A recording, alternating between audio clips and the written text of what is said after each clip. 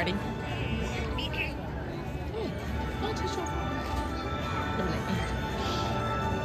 What? I'm recording. Ladies and gentlemen, welcome to Discovery Theatre. As its name implies, it's your chance to discover some of the wonderful animals that share this world of ours. It's our hope that you leave here today with a better understanding of some of our animals and what you can do to help them out in the wild. And now, would you please welcome your host for today's adventure?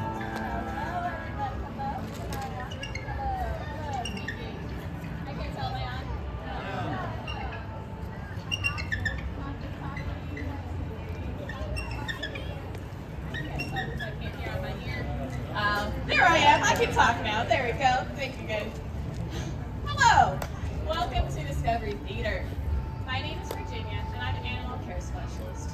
Today, we have a bit of a modified show for you due to a recent outbreak of avian influenza, which is very dangerous for our birds. So, to do so, we have to modify how we handle them out and about. However, we still have a bunch of wonderful animals for you guys to come and meet. Before we start, quick refresher. Please do not enter this moat area. If you must leave, please exit out the top of the stadium. This is for the safety of our animals, your trainers, and yourselves. So please do so. Are we ready for the first animal ambassador? Yeah, good enough. All right, our first animal ambassador is a native of North America. This is Siler, our red fox. Now, as you can see, he's nice and fluffy. He is ready for winter. Like your dog at home, these guys will fluff up, get that extra layer of protection, but then they'll slim down come spring and summer and become a lot leaner. Now, these guys are something called omnivores, which means that they will eat fruits, vegetables, meat, kind of anything that they can get their paws on, they will eat. Right now, Siler is engaging in a natural behavior where they will dig around and find their food in the ground, wherever they can. And it's very good for him to engage in that natural behavior. He is finding some pieces of pepperoni and asking his trainer for more, apparently. Now these guys are found a lot in suburbia. They have adapted very well to live among humans, but they have lived elsewhere as well. But not all animals do. Let's give a hand for Siler, our red fox.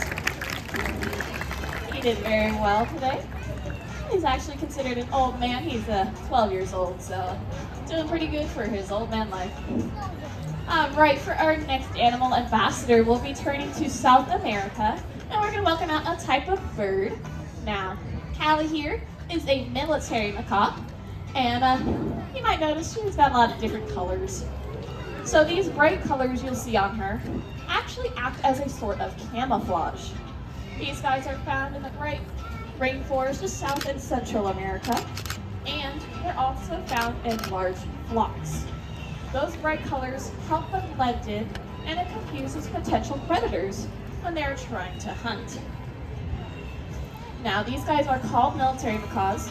We believe it's a theory, because these guys are entirely green, just like the military down in South America. Just like officers, they have a red beret, that little red up front of her beak. Now, this girl is a parrot, which means that she loves to eat nuts.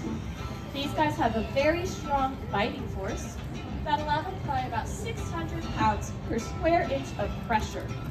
That can break a broomstick in half with one bite. It is very strong. Now, these guys can live a very long life. Callie here is 34 years old, still going strong. On average, these guys will live between 40 to 60 years. However, the oldest macaw lived to be about 120. So these guys can live even longer. They tend to outlive their owners. But they're pretty cool to look at. Let's give a hand for Callie, our military macaw. Alright, for our next animal ambassador, we'll be turning to India. We're going to welcome out the only true flying land mammal. What do you guys think that might be?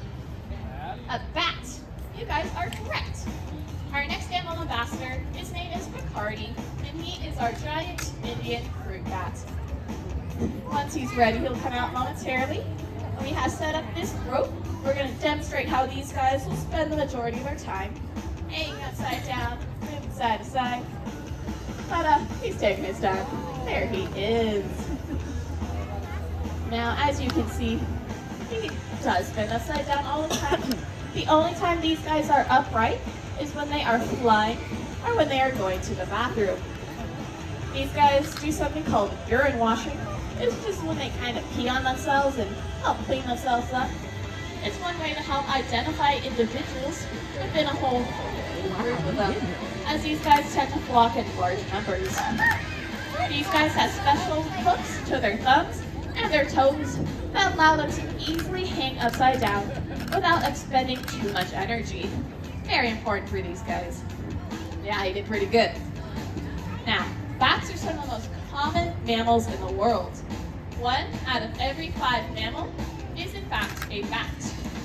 There are over 1,300 different species of bats found worldwide. The only place you will not find a bat is the Arctic, Antarctic, and a few oceanic islands.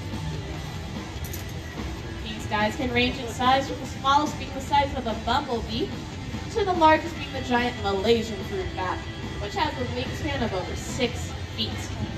The Cardi here is part of the second largest species in the world, which has an average wingspan of about 4 feet.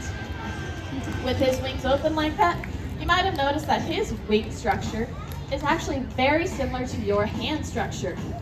The main difference is that his fingers are a lot longer than ours, and it's all connects by skin. You can say these guys fly via the power of jazz hands. Let's give jazz hands a round. Welcome to Cardi.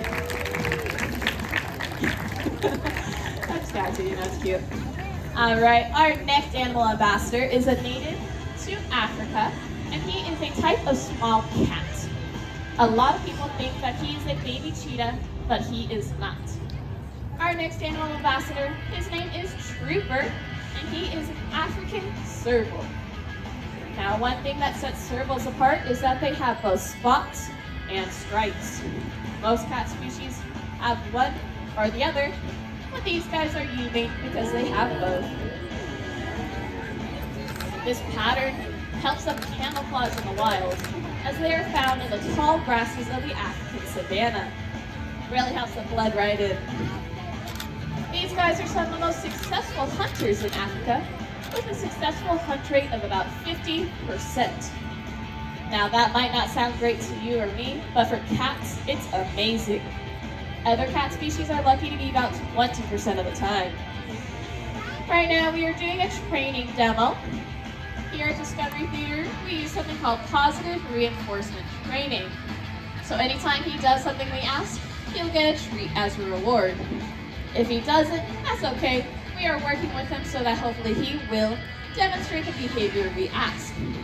It takes a few setups because he is a cat. You might know with your own cat at home how difficult they can be.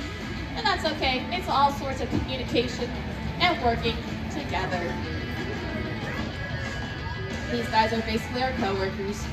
So can't make a coworker do what they don't want to do. Now, these guys are so successful because of the wide variety of food that they eat. These guys will eat anything from birds to mammals to fishes to reptiles. Whatever they can get their paws on, these guys will eat. Now, one reason we're trying to demonstrate this is because these guys have the ability to jump upwards of 6 to 9 feet in the air. That's about the height of a basketball hoop. When they want to jump, that is. Now, as he's moving around, you get a good look at the back of his ears. You might notice the white spots there. These have multiple purposes, and they're known as follow-me spots.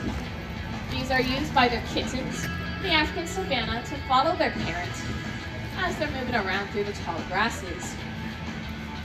These are also used as protection, as it looks like they could be eyes on the back of their heads, which protects them from predators from behind. As you can see, still working on it, and it's all right. We'll keep working until he up there he tries. Gotta get it. Woo, there we go. That is better. Good job, Trooper. Not there is our good boy Trooper, our African serval. He tries his best, and we work through it. Just make sure that they still get the opportunity to get that's what they desire. As you notice, the trainer also asks a couple different behaviors so that he frustrated. We want to make sure that they are still enjoyable to work with. Alright, for our next animal ambassador, we'll return to South America, and we're going to welcome out another colorful parrot. Our next animal ambassador, her name is Ruby, and she is a Ruby macaw. She'll come out from one side or another. They just kind of surprise me how they pop out. There she is, that is Ruby. As you can see, her name very much describes her, and in another way, it's actually her species name. These guys are called Ruby macaws, partly because of their nice, beautiful colors. These guys are not a native in the wild. These guys are actually a hybrid species, a mix between a scarlet macaw and a green-winged macaw. In the wild, these species do not overlap, so they do not have babies in the wild. In human care, however, they do occur and produce beautiful birds just like Ruby. A lot of people think that parrots make fantastic pets, but I'm here to tell you that is not true. Parrots are very loud, very destructive, and like I said earlier, will most likely outlive you.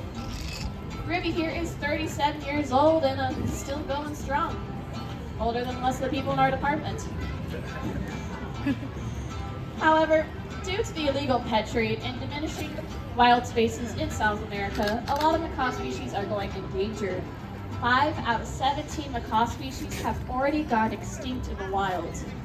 So, if you ever decide a parrot is the pet for you, make sure you do a lot of research, and if you want one, rescue them, do not buy them. Let's give a hand for Ruby, our Ruby macaw. Alrighty, we have one more animal ambassador for you. We're going to return to North America with them. A lot of people think that these guys are big, bad, and scary, but they're actually very important for our environment. This here is Wyatt, and he is our gray wolf. Now, wolves are very important, as I said, because they are keystone species, which means that they help maintain and control populations. These guys help hunt larger herbivores like deer, which helps them from overgrazing grasses and helps keep the vital grasslands importantly safe. Now, a lot of people think that Wyatt here looks like your dog at home, and that is true. They have very, very distant relatives. However, they are very much still a wild animal. These guys can bite through a moose's femur, which applies about 1,500 pounds per square inch of pressure. Right now, he is displaying some behaviors you might again treat with your dog at home, but here we use him to treat for medical purposes, to make sure he's nice and healthy. And that there was Wyatt, our gray wolf. Now, that was our last animal ambassador for the show today. If you guys have any questions about the animals you saw, please come on down and ask. Otherwise, have a great day. Goodbye.